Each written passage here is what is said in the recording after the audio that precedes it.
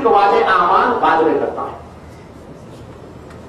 جیسے آدمی اللہ پر ایمان پہلے لاتا ہے، اللہ پر ایمان پہلے لاتا ہے اور اللہ کو پہلے مانتا ہے تو اس کو مومن کہا جاتا ہے، اور نماز روزے حج زکات اس کے بعد کرتا ہے. تو جب اس نے کلمہ پڑھ لیا، ابھی نماز نہیں پڑھی اس نے، ابھی روزے نہیں رکھے اس نے، ابھی حج نہیں کیے اس نے، ابھی زکات اس نے نہیں کیے، لیکن مجرد صرف کلمہ اس نے پڑھا ہے، وہ مسلمان ہو گیا، مسلمان ہو گیا. اسی طرح سے آدمی نے صرف عقیدہ رکھ لیا کہ اللہ کے سوا فلاں بھی دیتے، اللہ کے ساتھ فلاں بھی کرتے، نفع نقصان کے فلاں بھی مالک، بھلے اس نے ابھی مانگا نہیں ہے، ابھی پکارا نہیں ہے، ابھی وہ اعمال، وہ طریقہ بندگی جو اللہ کے لیے خاص ہے کسی اور کے لیے اس نے کیا نہیں ہے، لیکن صرف اس نے یہ عقیدہ رکھا ہے، ابھی اس نے کیا نہیں ہے، وہ مشرک ہو جاتا ہے. سمجھ آئی کی بات کی نہیں آئی؟ ہاں، جس طرح کلمہ پڑھ کر کے آدمی فوری طور پر مسلمان ہو جاتا ہے، نماز روزے بعد میں کرتا ہے، میرے بھائیوں اسی طرح صرف عقیدے شرک رکھنے پر آدمی مشرک ہو جاتا ہے، چاہے وہ کرے چاہے. ہاں، یہ نہ سوچنا فلانے کو کبھی میں نے مزار میں جاتے ہوئے نہیں دیکھا، لیکن فلانے صبح شام اٹھتے بیٹھتے یا وہ سے مدد پکار رہے ہیں. یہ عقیدہ پکار بھی نہیں رہے، لیکن صرف یہ عقیدہ رکھا ہوا اس نے کہ غوث پاک بھی ہماری مدد کرتے ہیں، آتے ہیں، جو چاہے بیڑا پار کر دیتے ہیں. یہ عقیدہ رکھنے پر آدمی کیا ہو جاتا ہے؟ مشرک ہو جاتا ہے. اسی طرح صرف غیر اللہ کو سجدہ کرنا ہی شرک نہیں ہے، سنو، بلکہ کوئی بھی عبادت جو اللہ رب العزت کے لیے مخصوص ہے، اسے کسی غیر اللہ کے لیے کیا جائے یا یہ عقیدہ رکھا جائے کہ کرنا جائز ہے، تو وہ بندہ بھی کیا ہو، یہ بھی شرک ہو جاتا ہے اور وہ بندہ مشرک ہو جاتا ہے. کیونکہ ساری عبادات کا مستحق صرف اور صرف اللہ عز و جل کی ذات ہے، وہی خالق ہے، وہی مالک ہے، وہی رزاق اور قادر ہے، وہی حی القیوم ہے، وہی مارنے والا جلانے والا ہے، اس کے سوا کوئی بھی ان سے بات کا مالک نہیں ہے. اس لیے صرف اسی کی ذات عبادت و بندگی کی مستحق ہے. یہ ہمارا اہل السنہ اہل الحدیث کا یہ ایمان اور عقیدہ ہے، اہل السنہ والجماعہ والحدیث کا یہ ایمان اور عقیدہ ہے. اب سنو، اب یہاں سے داستان شروع ہوتی ہے. اتنی بنیادی بات آپ سمجھ گئے، آپ کی سمجھ میں یہ باتیں آ گئی. اب آگے بڑھیے. اب شیطان نے چونکہ انسان کو گمراہ کرنا ہے، وہ یہ ہمیشہ اس کوشش میں ہوتا ہے کہ کس طرح بندے کو گمراہ کیا جائے. اس لیے وہ اللہ کی مخلوق میں، اللہ کی مخلوقات میں لوگوں کو خدائی صفات کا تصور دلاتا ہے. کیسے گمراہ کرے گا؟ وہ آ کے کسی مسلمان سے کہے گا کہ اس گلاس کو سجدہ کرو، ایسے مسلمان سجدہ کر لے گا؟ نہیں کرے گا. ایسے چلو فلانے پیڑ کو سجدہ کرو، کر لے گا؟ نہیں. ہاں، جتنا مضبوط شکار ہوتا ہے اتنے ہی مضبوط شکاری ہتھیار اپناتے ہیں. سمجھ آ رہی ہے؟ مچھر شکار کرنے کے لیے لوہے کی جالیاں نہیں لگائی جاتی. مچھر شکار کرنے کے لیے مچھردانی کے باری تاری کافی. میں کہوں کہ مکڑی کے جالے بھی، مکڑی بھی مچھر پھنسانے نہیں بدلتی، تو مکڑی کے جالے ہی کافی ہو جاتے ہیں مچھر کو پھنسانے کے لیے. لیکن ہرن کو شکار کرنے کے لیے مکڑی کے جالے لگاؤ گے؟ بولو، یا مچھر دانیاں لگاؤ گے؟ ہرن شکار کرنے کے لیے تمہیں ویسے ہی موٹی موٹی رسیاں ہرن جیسی تگڑی لگانا پڑے گی. تو شیطان کس کو شکار کرنے آ رہا ہے؟ ان اللہ کے بندوں کو جو کلمہ توحید کے اوپر قائم و دائم ہے، جو لا الہ الا اللہ محمد رسول اللہ پڑھتے ہیں. شیطان انہیں شکار کرنے کے لیے سادھو سنت کے بھیس میں نہیں آئے گا. شیطان انہیں شکار کرنے کے لیے ننگے بھڑنگے نہیں آئے گا.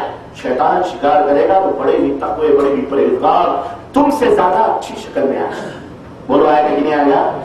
تم سے زیادہ اچھی صورت میں آئے گا، تم سے زیادہ بناؤ سنگار کر کے آئے گا، تاکہ تم اپنا روپ تمہارے اوپر ڈال سکے. اسی طرح سے وہ جس کی عبادت کروانا چاہ رہا ہے، تم سے جس کی بندگی کروانا چاہ رہا ہے، اس کے بارے میں بھی شیطان بڑا اچھا خاصا تصور لے کر کے تمہارے ذہنوں میں آئے گا. ہے کہ نہیں؟ غور کر رہے ہو میری بات میں کہ نہیں؟ غور کر رہے ہو؟ غور سے سننا میری بات کو، بڑی اہم ضروری چیز ہے جو میں آپ کو دے رہا ہوں. میرے عزیزوں، اب شیطان جب یہ بات سمجھ لیا آپ نے، تو اب یہ بندوں کے پاس آتا ہے، ان کے ذہنوں میں خدائی تصور کسی مخلوق کے بارے میں جلاتا ہے تاکہ لوگ شرک کریں. چنانچہ وہ کیا کہتا ہے؟ وہ کہتا ہے انبیاء اولیاء سنو یہ بہت اونچے مقام پہ ہیں. انبیاء کا مقام بہت اونچا ہے. مانتے ہو کہ نہیں مانتے ہو؟ بے شک مانتے ہو. اولیاء بے شک اللہ کے نیک بندے ہیں سارے. ہر مسلمان مانتا ہے, کون نہیں مانتا ہے؟ ہر مسلمان کا یہ عقیدہ اولیاء صالحین نیک بندے بہرحال اللہ کے ہاں دوست ہے, مقام ہے, اللہ جانتا ہے. یہ اور بات ہے کہ کون ولی ہے کون نہیں ہے, لیکن ہمارا یہ ایمان اور عقیدہ ہے کہ جو ولی اللہ ہوتے ہیں وہ اللہ کے محبوب بندے ہوتے ہیں. لیکن کون ہے اس کا فیصلہ اللہ ہی کرے گا, آپ کو نہیں. سمجھ آ رہی ہے کیا؟ اب کہتا جو اولیاء ہوتے ہیں صالحین ہوتے ہیں, سنو تمہاری طرح تھوڑی ہوتے ہیں. ابے تم تو ایسے ہی پیشاب پیخانے میں منہ مار کر کے مر جاتے ہو. وہ ایسے نہیں, وہ بڑے پاک باز ہوتے ہیں. وہ مرنے کے بعد بھی زندہ رہتے ہیں. کیوں؟ اگر وہ تمہاری طرح مر گئے تو پھر اللہ کے ولی کیسے؟ پھر تو تم میں ان میں فرق کیا رہا؟ اس لیے ان کا مقام بلند ہوتا ہے. تم لوگ اب دیکھنا, سب کو تو قرآن و حدیث کی بات تو معلوم نہیں ہے. اب آدمی کہے گا ہاں واقعی ہمارے نبی تو تمام نبیوں میں سب سے اعلیٰ, تمام نبیوں میں سب سے افضل. تو اگر ہم یہ کہتے ہیں مر گئے تو یہ تو ان کی توہین ہے کہ نہیں؟ کیونکہ مرتے تو ہم بھی ہیں, تو ہم نے نبی میں فرق کیا رہا؟ اس لیے یہ عقیدہ رکھو کہ مرتے کیا مرے ہی نہیں ہے, زندہ. اور پھر جو ان کے نقش قدم میں چلتے ہیں, جو نبی کے سلسلے میں, وہ بھی نہیں مرتے ہیں, وہ بھی صالحین ہوتے ہیں, نیک ہوتے ہیں. یعنی مرنے کے بعد وہ زندہ رہتے ہیں اور سب کچھ سمجھتے ہیں, سب کچھ دیکھتے ہیں, باتیں کرتے ہیں, تعلیم دیتے ہیں, فیض پہنچاتے ہیں اور نفع نقصان کے مالک ہیں. وہ مرنے کے بعد بھی ان کی زندگی بلکہ اور زیادہ ترقی ہو جاتی, کیونکہ وصال الہی ہو جاتا ہے. دنیا میں تو جسم رکاوٹ بنی ہوئی ہے اللہ سے ملنے کے لیے, لیکن یہ جسم فنا جب ہو جاتی ہے تب بقا کی زندگی شروع ہوتی ہے, کیونکہ وہ اللہ ہمیں مل جاتی ہے, کیونکہ وہ اللہ کے آپ پہنچ گئے نا. اب یہاں تو دنیا میں تو جسم کے ساتھ, اب یہ روح کہاں پہنچ گئی؟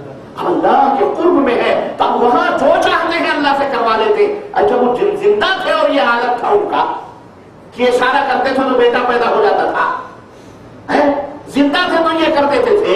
اب تو اللہ کے پاس ہی بیٹھے ہوئے ہیں, اب تو اور قرب حاصل ہو چکا ہے, اس لیے اب جو چاہتے ہیں کرتے ہیں, سنتے ہیں, سمجھتے ہیں, جہاں چاہتے ہیں آتے ہیں, جاتے ہیں.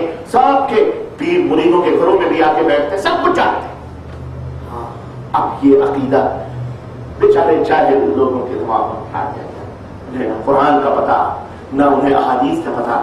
اب جب چند جہلا نے یہ عقیدہ رکھ لیا تو ان میں دو چار بھوکے فقیر مولوی بھی پہنچ گئے.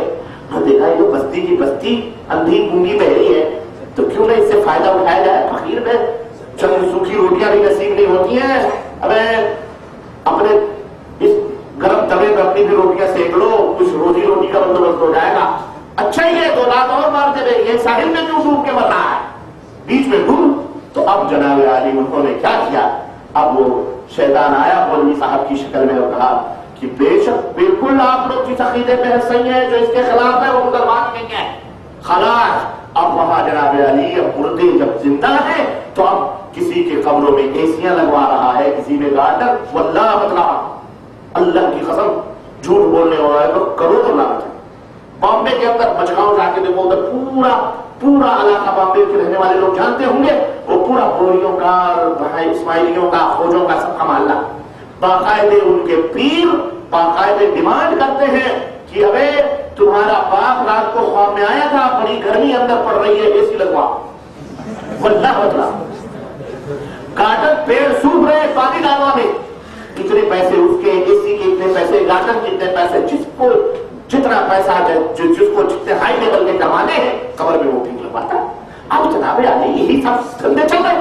اب شیطان نے کہا تم بھی لو, اب اسی میں سب سنی بننے والے بھی سب آ گئے. انہوں نے کہا بھی تو بھی گمراہ. تو اس طرح سے میرے عزیزوں کہتے ہیں کہ جب بارش فلانے محلے میں ہوگی تو نالی تمہارے یہاں ضرور آئے گی, چھینٹیں تو پڑیں گی. ایسی چھینٹیں پڑی, اور چھینٹیں نہیں, یہاں تو پورے کا پورا دنیا ہی غرق کر دیا.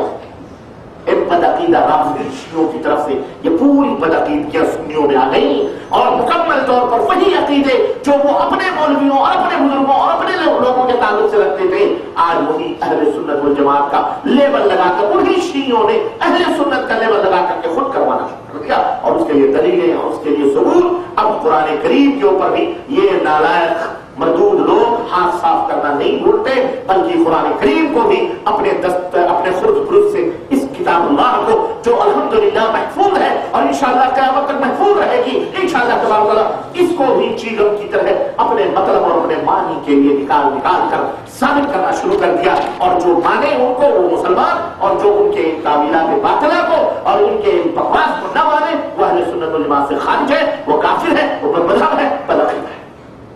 سمجھ آئی کہ نہیں آئی؟ اس طرح سے شیطان نے جناب علی اپنا اڈا جمایا اور یہ تمام سب بدعقید کیا وہاں سے شروع ہوئی، اور جب شیطان نے یہ عقیدہ دلوں میں، اور جب شیطان